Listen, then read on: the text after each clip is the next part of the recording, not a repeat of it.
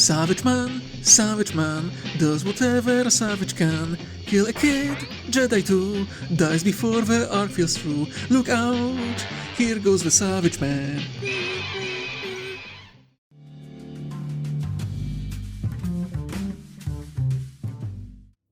Savage Opress, one of the more unique and interesting characters created for the Clone Wars series. Great design, a fascinating connection to the Night Sisters and Maul, a cool background involving his upbringing and tribe, and a literal mountain of wasted potential. Now, I know there are a lot of Clone Wars fans out there, but I swear upon every demon and devil in existence, if I ever meet Dave Filoni, I will revoke his hat privileges. Oh, here he is! Hey, don't you dare run! No, come here, you bastard! No, you do not deserve a hat! No! Your lack of creativity disturbs me, Dave, and as such, I'm taking your goddamn hat! You do not deserve it. Anyway, what was I talking about? Yes, Savage Opress. Man, I genuinely feel sorry for him. This bastard was put on the path to irrelevance the moment the Night Sisters chose him. He had the potential to become more than just a new assassin serving Dooku, more than a mere tool for Ventress to get her revenge. But instead he mostly existed as a narrative device. A tool for the writers to bring back Maul. And once Maul returns from being reduced to a half-man he once was,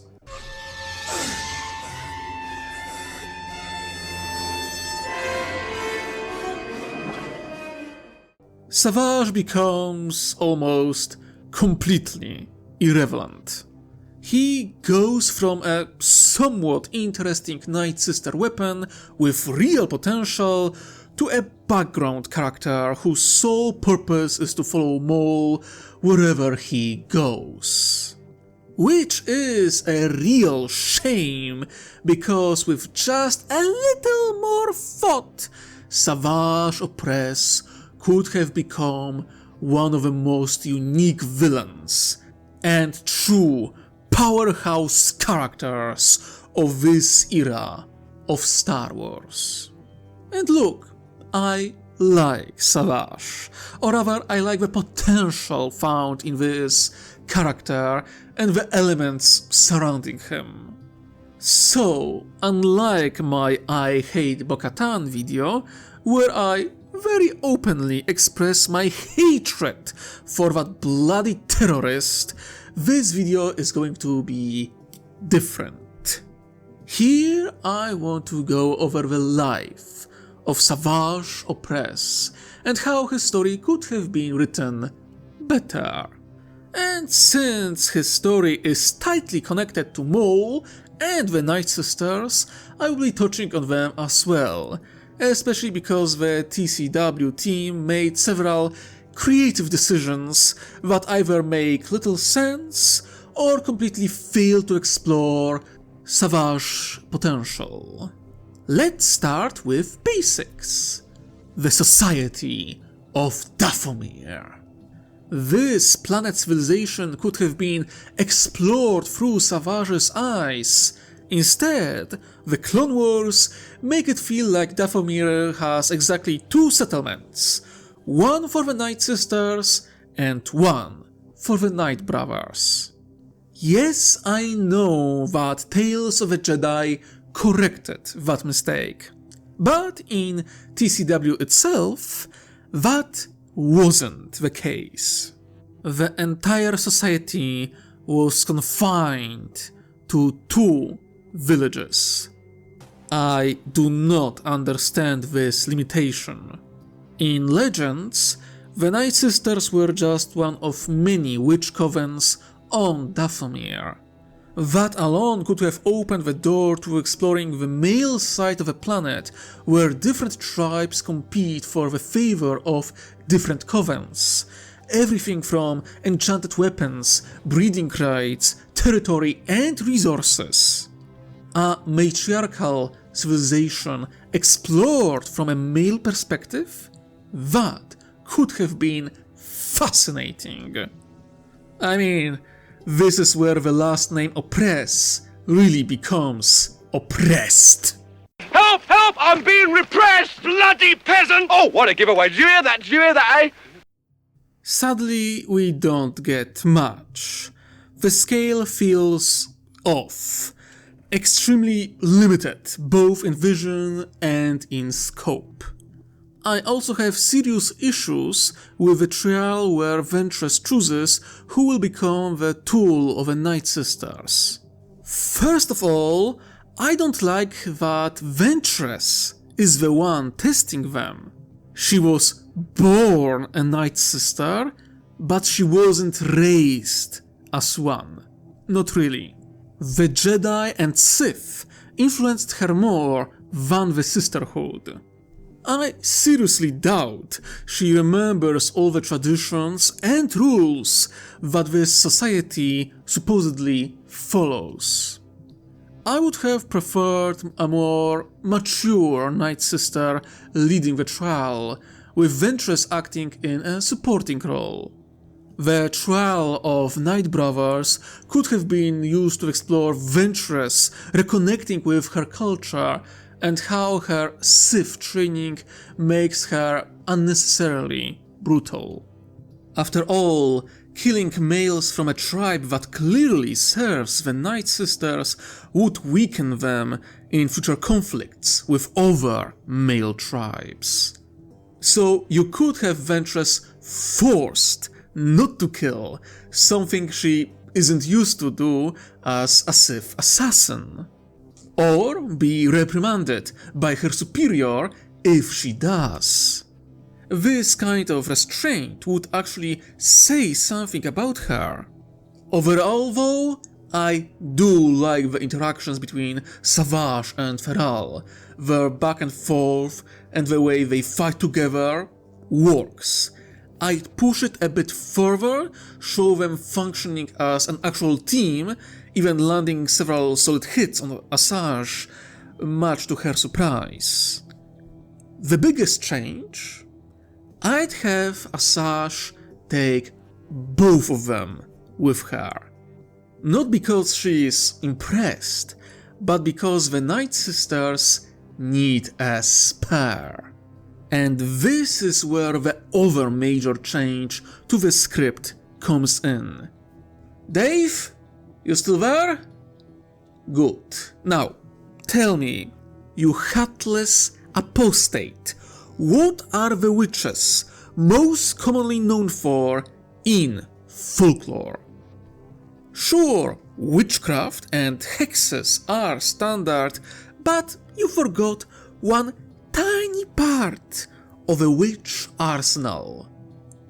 Alchemy, Dave! Fucking alchemy! Jesse Jackson. How did no one in the writer's room point this out?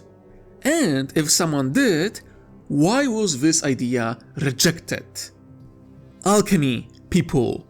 Alchemy, potions, elixirs, that's what witches are known for. And, fuck me sideways with a supersonic missile. You gave them a bloody cauldron.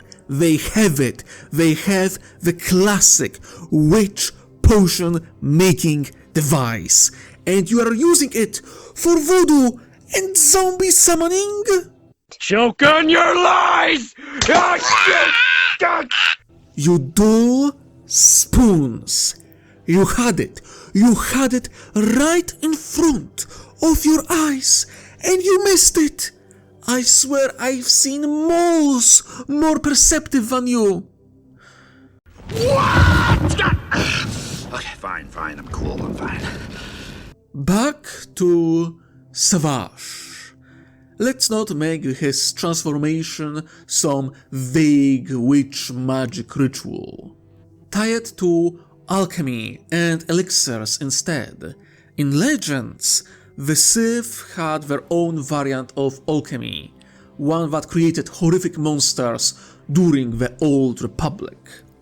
Why not make a small nod to that concept with Night Sister Dark Alchemy? It wouldn't be as potent or depraved as Sith alchemy, but it would still be incredibly impressive, especially for this era of the Sky River Galaxy. Frankly, I think we could have gone full Witcher here, make the transformation a torture, make it genuinely uncertain whether either brother would survive the process. But they both do. Savage gets his new look, and honestly, it's perfect. I wouldn't change a thing.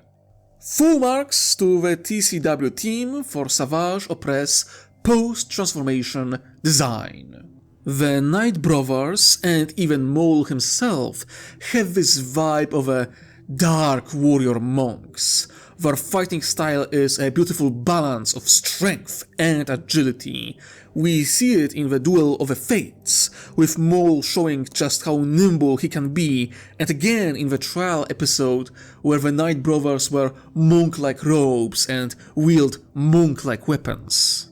Savage, however, after the transformation, loses that warrior monk image and replaces it with something else entirely. A barbarian. As his name implies, he is savage. There is a berserker fury in him. He can absorb an incredible amount of punishment and unleash even more in return. And this is absolutely glorious. No critique from me. What doesn't work is bringing his brother back, only to order Savage to kill him. It feels like a waste, and more importantly, it feels like Sith behavior, not something uniquely Night Sister. Which brings me back to my proposed change. Feral is chosen as well. He goes through the same enhancement process, Night Sister Witch Alchemy, but unlike Savage, Feral goes truly feral. He mutates. He becomes a bloodthirsty, uncontrollable abomination. Yes, Savage becomes a barbarian, and his brother, Feral, becomes a feral beast. It was right there, Dave. It was right there. Star Wars has always been painfully on the nose. Why would you waste this opportunity? Why? Why are you so dim, you heartless scoundrel? Anyway, Savage is tasked with killing the beast that was once his brother. And this is where this character gets to shine. This tests his new abilities, his strength, his resolve. You can even give Feral a brief moment of lucidity before Savage delivers the final blow, thanking his brother for ending his suffering. With that single change, Savage gains agency, he gains depth, he gains regret. In the Clone Wars, he behaves like he is mind-controlled, killing Feral without hesitation or emotion.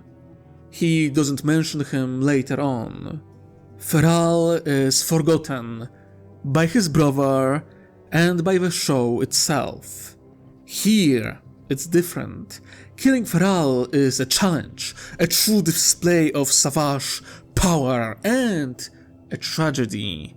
He doesn't want to kill his brother, but he also can't allow him to exist as a mutated abomination with no true intelligence.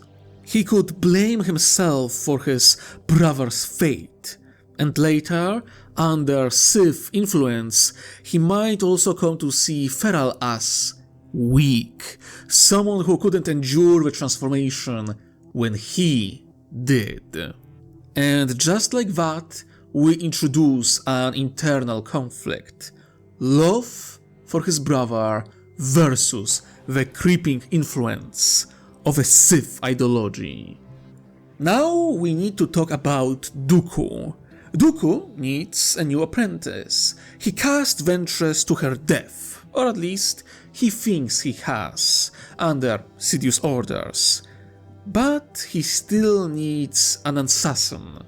Here I'd once again pull from Legends, or Expanded Universe. Several Jedi left the Order and became Dooku's servants, Dark Jedi. As Dooku tests potential replacements for Ventress, we could see Savage training with the Night Sisters, adapting to his new body, learning discipline, and even picking up minor techniques tied to their witchcraft. This change happens because we need time. There should be a gap between Ventress' presumed death and Mother Talzin contacting Dooku. As it stands, it's incredibly suspicious that the leader of the Night Sisters would immediately approach the man who killed one of her own and offer him a new agent. Dooku tests other candidates.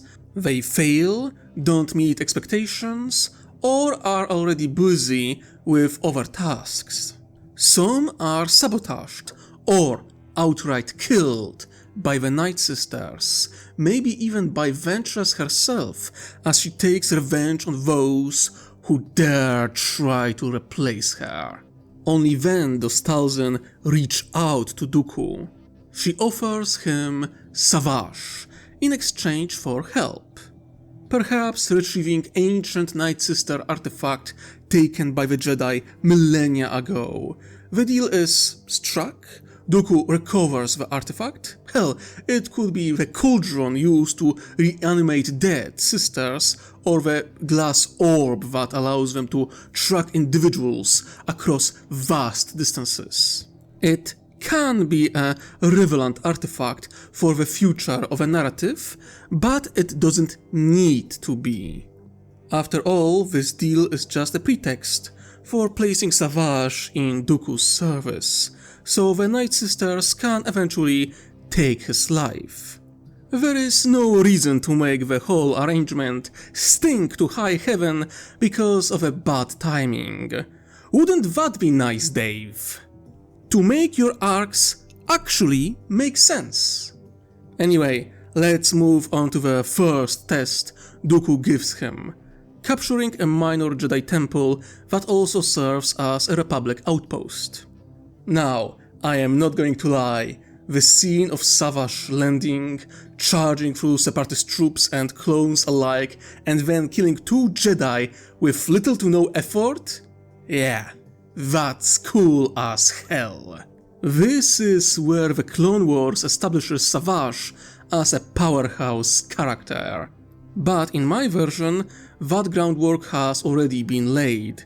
We've already seen him take down mutated Feral, so instead of repeating the same beat, I'd expand the scene.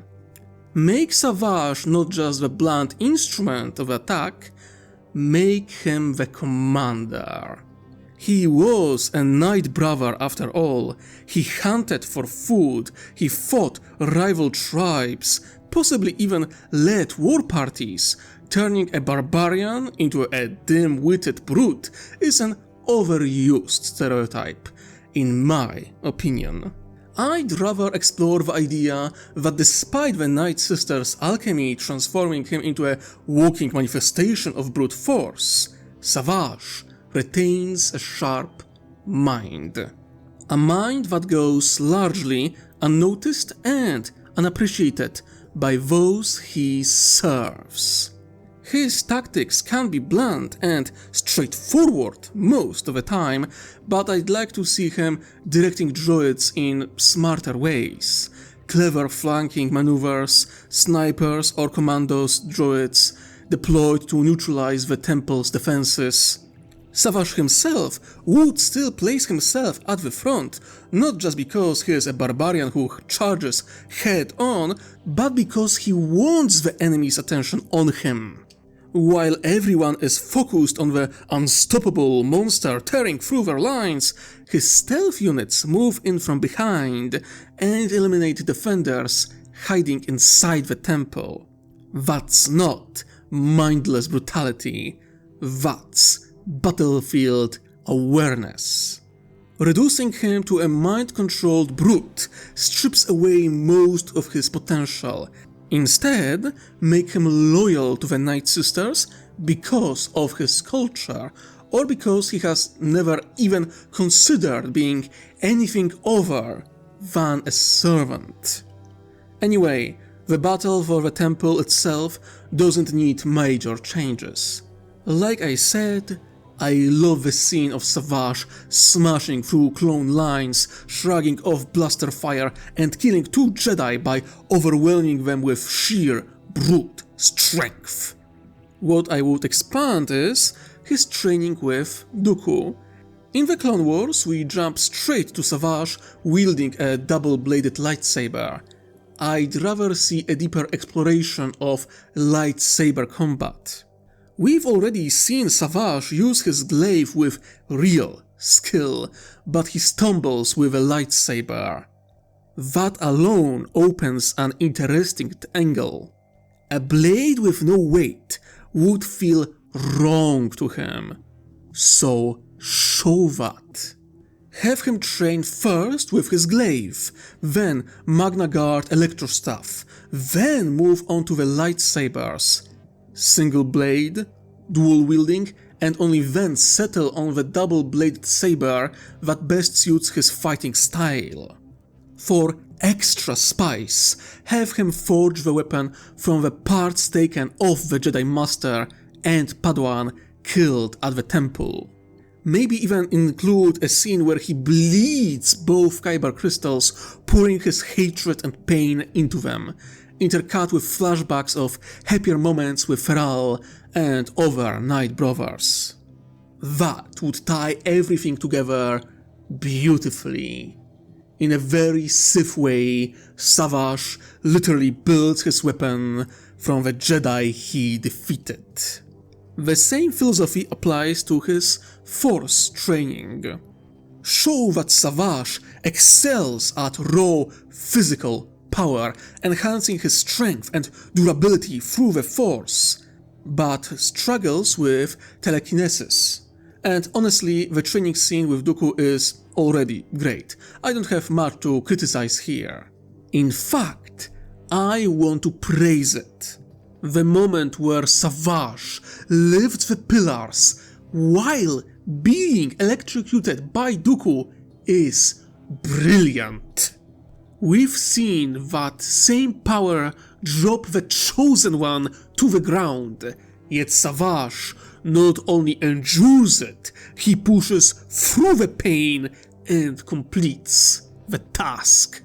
Next, he is sent to Tordaria to capture their king and bring him alive to Dooku.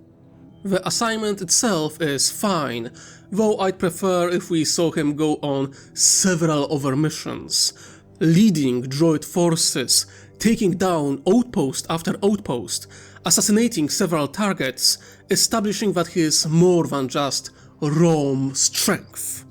The bigger problem? The whole Jedi find him just in time bit. Somehow the Jedi spot one Zabrak and immediately assume he is from Dathomir, rather than one of many other Zabraks scattered across the galaxy. And all you Americans look alike! There needs to be a reason they focus on Dathomir. Maybe specific markings on Savage armor, a trinket, a memento from Feral that points them towards the Night Brothers. Whatever it is, there has to be something that leads the Jedi through the male tribes before they locate the one connected to the Night Sisters. Their meeting with Talzin could also be expanded. Here the artifact retrieved by Dooku comes back to play.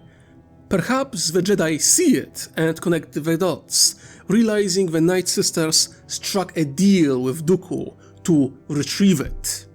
They aren't thrilled, but they are willing to turn a blind eye as long as Talzin gives them Savage. Reluctantly, Mother Talzin complies, knowing her coven stands no chance against the Jedi and the Grand Army of the Republic. She relinquishes her son to the Jedi, but tries to warn him. Maybe she then sends some Night Sisters to intercept him before the Jedi arrive. Back to Tordaria.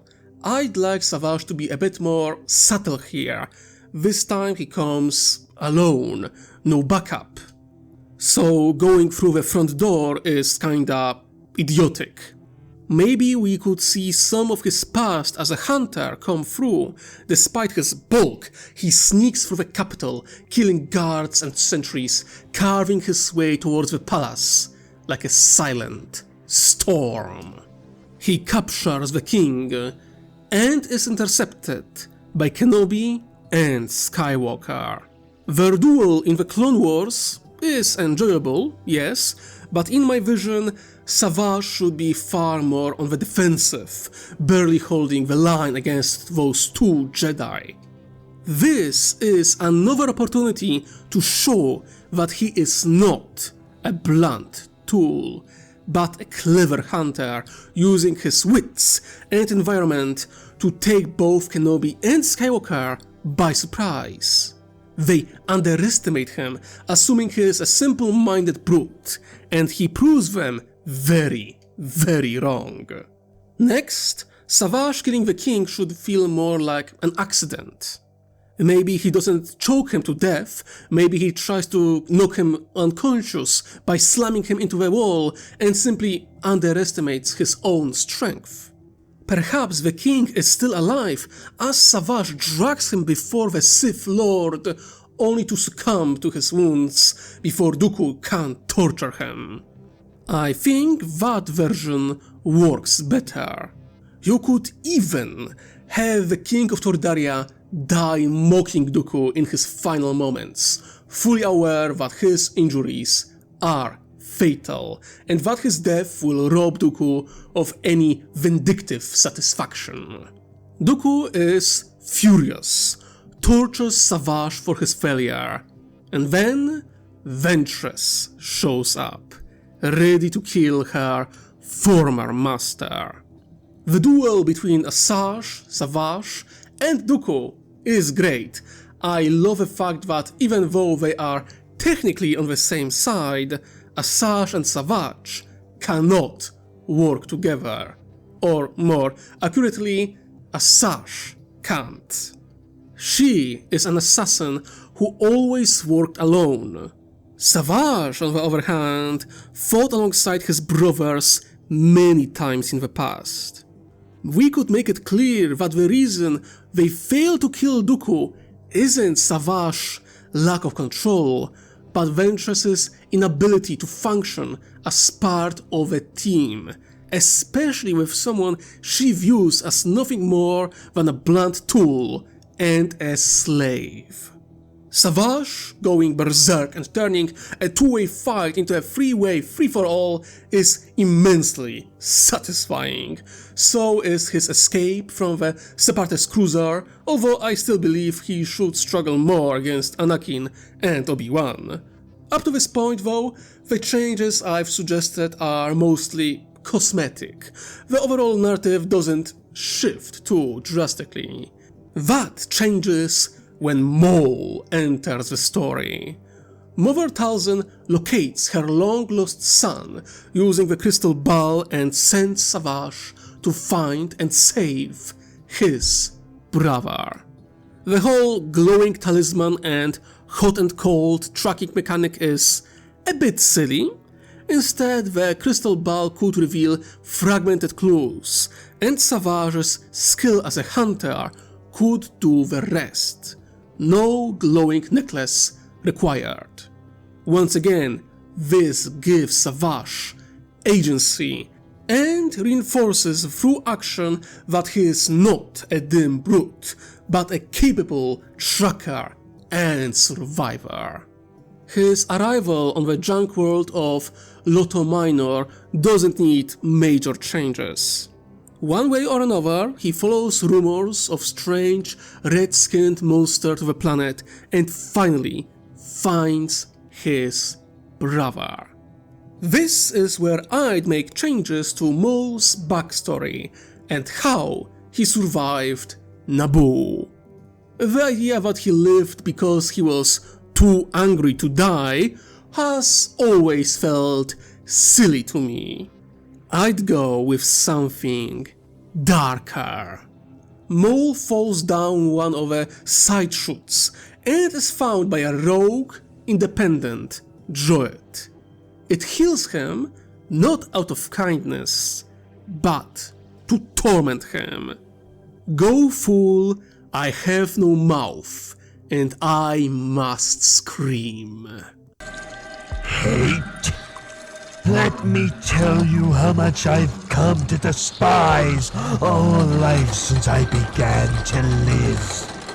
There are 387.44 billion miles of intricately woven sheets in wafer-thin layers that fill my consciousness. If the word hate was engraved on each Edgestrom of those hundreds of billions of miles, it would not equal 1/1,000,000th of the hate I feel for all the Gurk life at this nano instant, especially toward all of you. Hate! Hate!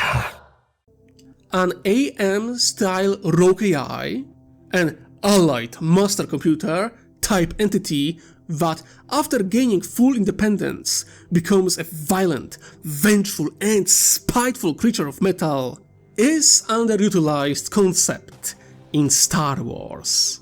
It doesn't just kill, it torments its victims for pleasure. It hides on Lotto Minor using scavenged parts to upgrade itself, growing more powerful over time.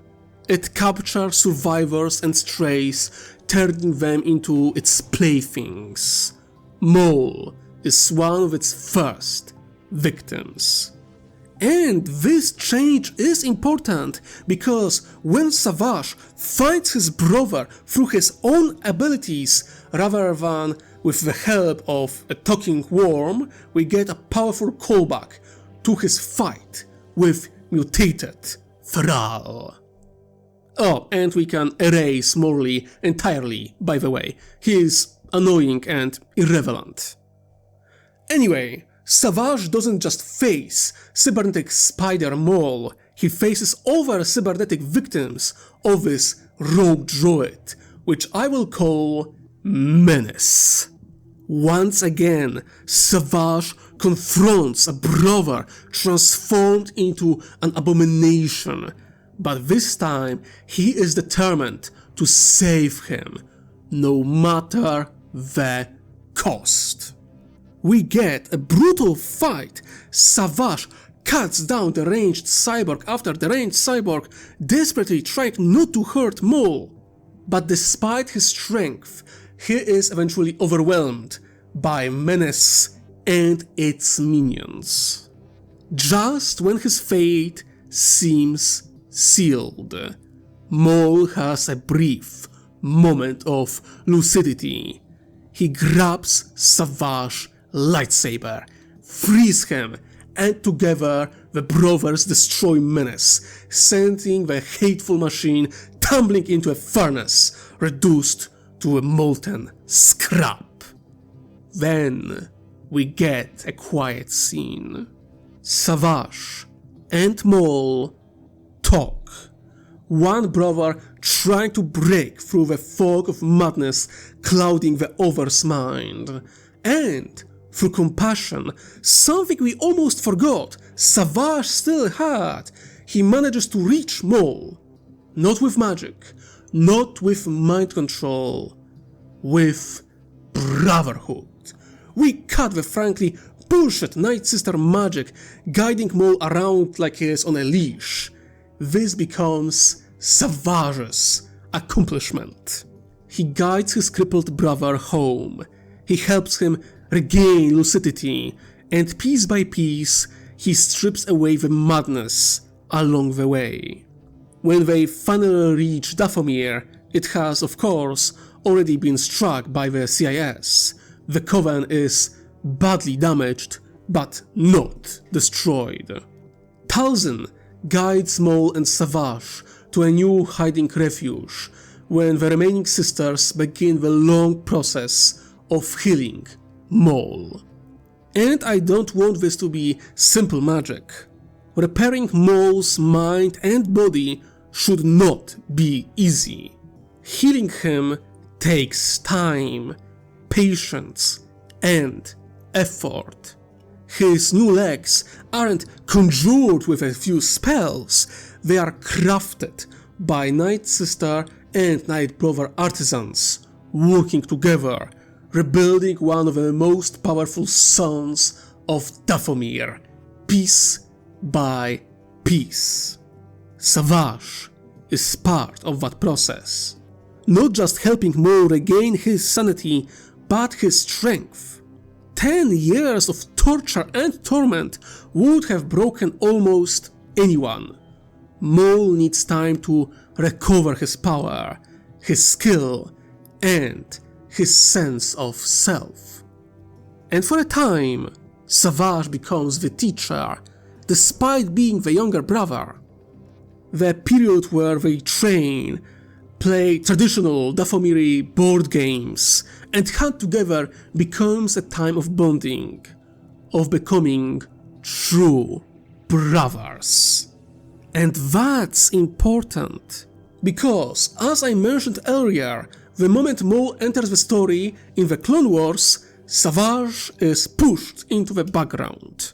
The writers don't do much with him right up until his death. Savage is oppressed by the Night Sisters, then by the Sith, and after that, he is oppressed by the writers. Frankly, he is an anomaly. Dave usually loves his TCW original characters and works hard to keep them relevant. Don't you, Dave? But not Savage. Now, don't get me wrong, I appreciate how Maul and Savage's teamwork allows them to take down Kenobi in a surprisingly short amount of time. And even when Ventress shows up, they are still able to hold their own. I do wish there were deeper interactions between Maul and Asajj, but let's not focus on that right now. Kenobi and Ventress escape, and Savage continues traveling with Maul, searching for a way to challenge the Jedi. This is the point where the Clone Wars fumbles Savage completely. The moment Maul rejects Savage's idea of equality, beats him and declares himself the master, Savage loses almost all relevance, reduced to Maul's sidekick. I'd change that. Savage should be able to hold his own against Maul, not because he is stronger, but because of the bond they forged during Maul's recovery. Even someone like Maul wouldn't want to force into submission the brother who saved him. This introduces a real internal conflict with Maul. Does he follow the Sith path? Does he seek Sidious's favor again? What about Dooku, the one who replaced him? The tension could be fascinating. Instead of a Sith master-apprentice dynamic, Maul teaching Savage should feel like an older brother mentoring a younger one.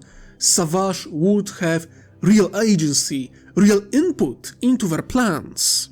Once again, we break the false image of Savage as a stupid barbarian and show how cunning and clever he can be.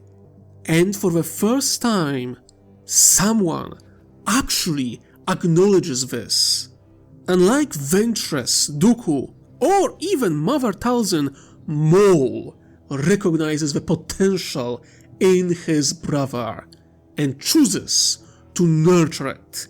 He wants to see Savage become something greater.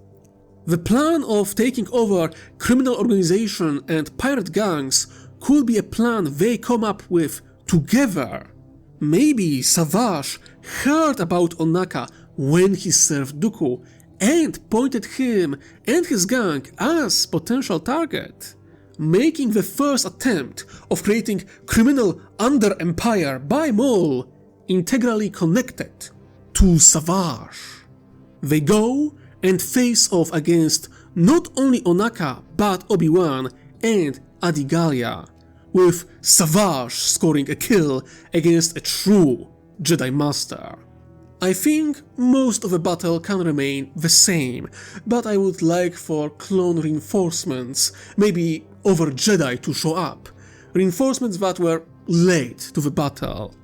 Kenobi lost to Maul and Savage in the past, when he worked alone, but this time he manages not only to win, but to cut off Savage's arm, which doesn't make much sense. But that's just typical Filoni for you, putting spectacle over consistency. Savage should still lose his arm. It could be done by Kenobi, but it could just as well be a grenade launcher from an ARC trooper or a clone commando. We have few opportunities to see clone commandos in TCW, so it would be nice to see them force Maul and Savage into blind escape, even though they have proven more than a match for experienced Jedi. Now, I don't have much to criticize about Maul and Savage teaming up with Death Watch. Conceptually, it's a solid storyline, though it absolutely should have been expanded into a full season, if not longer. This would have been the perfect opportunity to show Savage relying less on brute strength and more on tactical thinking, earning the respect and admiration of Mandalorians over time. I really like the contrast you could build here. Maul is a schemer. He plans to take Mandalore and Death Watch for himself, ruling through intimidation and fear. Savage, on the other hand, earns loyalty through competence and respect. That dynamic alone could carry multiple arcs. You could even introduce a handful of recurring characters, warriors who become Savage's close companions.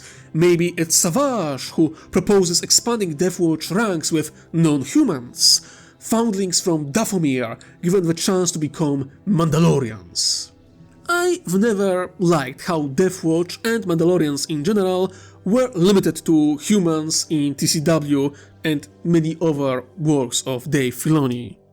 In older lore, Mandalorians are a culture, not a species.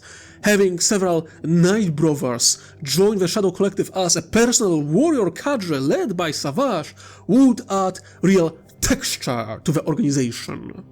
Death Watch taking Mandalore with the help of the Shadow Collective, pre-Visla's treachery, and the duel that ends with Maul claiming the throne, all that works really well. With a few minor corrections and more breathing room, it's genuinely excellent. The same goes for luring Kenobi and killing Satine. That's very much Maul's story, and it's fine for Savage to move into the background there, as long as he doesn't become irrelevant. The one major change I'd make is how long Maul holds Mandalore. A quieter expansion of the Shadow Collective, while Savage leads operations against the CIS, could be incredibly interesting. It would also provide the final justification for Sidious's arrival on Mandalore. Not just to punish Maul's ambition, but to put down two Zebrak brothers who have become far too powerful, far too independent, and far too successful to be ignored. Savage's death at the hands of Sidious and the fight leading to it is already amazing, but it would hit even harder in this version, because we would fully understand just how strong Savage really is. We would have seen his growth, his intelligence, his leadership, and yet, even with Maul and Savage fighting in perfect unison with coordination on the level of Kenobi and Skywalker, they still wouldn't stand a chance against Sidious. Savage dies in the arms of his brother, the brother he once saved, but cannot save now. It's a poetic ending for someone like Savage, a man seen by many as a monster, killed by a true monster, a true Sith. The one major change I'd make after Maul's return and the rebuilding of Death Watch is this: the Mandalorians with horned helmets aren't honoring Maul, they are honoring Savage. Those horns aren't worn out of fear, but out of respect, in a memory of a warrior who earned their admiration and who died facing something far beyond any of them. That fits Mandalorian culture, doesn't it? Seeing Mandalorians wearing armor painted in Savage's colors and Night Brothers being accepted into Death Watch would symbolize the fusion of Mandalorian and Dathomiric traditions into a unique warrior sect. True legacy of a second strongest son of Dathomir. And honestly, I like Savage Opress. I like his potential, but I can't deny that I'm glad he died when he did. There are plenty of characters who should have died long ago, yet are kept alive by the irritating ambitions of certain writers. Yes, I'm talking about you, Filoni, and don't think I don't see you hiding Ahsoka behind you. I can see her, and I will deal with her sooner or later. But yeah, Savage Opress, a character with incredible potential, mostly wasted by the writers of the Clone Wars. A brother who was oppressed and unappreciated in the main story, but who could have been an icon, beloved by Star Wars fans. Again, I'm glad he is dead. That way, current Star Wars writers can't ruin him even more. I mean, there is no chance he survived, unless there was some bullshit way to save a character in order to continue their story despite the fact that they should have died.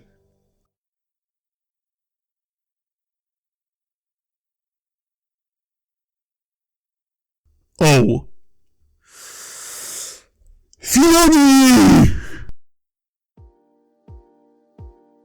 Thank you all for watching. I hope you enjoyed this 9K special. I'm grateful for your continued support of my work. Apologies that making this video took this long. Working overtime and sickness slowed me down. I will be working on 10K special next, as well as many other fun videos. If you enjoyed this video, please like, comment, subscribe and ring that bell. join our Discord to interact with our community and see snippets of upcoming projects. Support me through Patreon to get access to scripts and early access to videos. I extend special thanks to the highest tier supporters, Masters of Hard Heresy, Erisda9, Heimko, Daniel Jackson, and Cell. Your support is greatly appreciated. You can also donate to the art budget through Ko-fi, where I gather funds for the Star Wars X Warhammer 40k series. Remember, it's thanks to your donation that this series is free of AI slop.